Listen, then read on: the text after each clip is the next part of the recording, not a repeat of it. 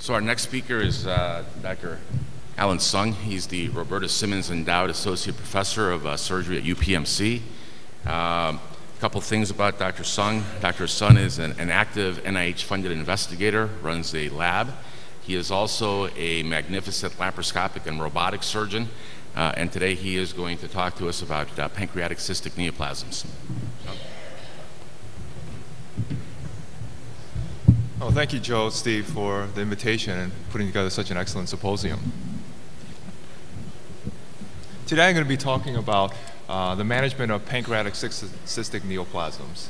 I always find these entities challenging for a variety of reasons. The differential diagnosis always includes many entities.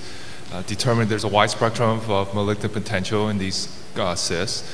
Some of them could be, you don't have to do anything, whereas others, they're high significance of malignant degeneration.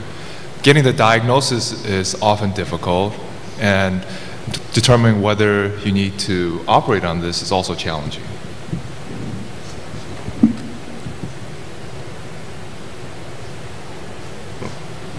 Which one is it?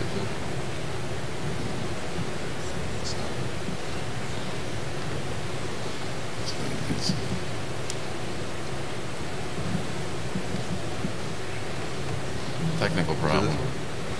Let's use that one here. Oh, all right. So this is just an example of a case. We have a 67-year-old male.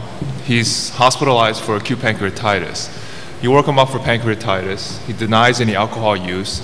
On the CT scan, you find some sludge in the gallbladder. And there's also a small cyst in the neck of the pancreas. So on the CT scan, you see this small, cystic lesion. There's no real mural nodules, no significant enhancement. The question is further evaluation necessary?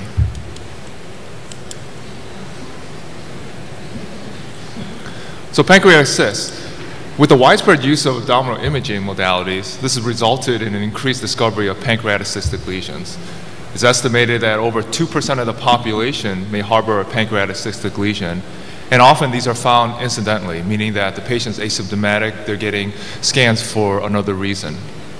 But it causes a big dilemma, especially for the primary care physicians, because whenever you find something in the pancreas, is this something that's malignant, or is this something that we can just observe? And we actually are seeing more and more, and the understanding of these pancreatic cystic neoplasms has changed and evolved within the past decade.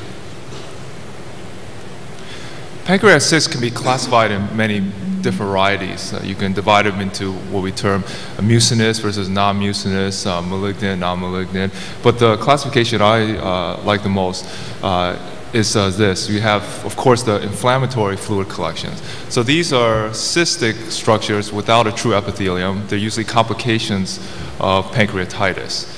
And this can be acute, such as acute peripancreatic collections, or after 4 weeks or so, we term them pseudocysts.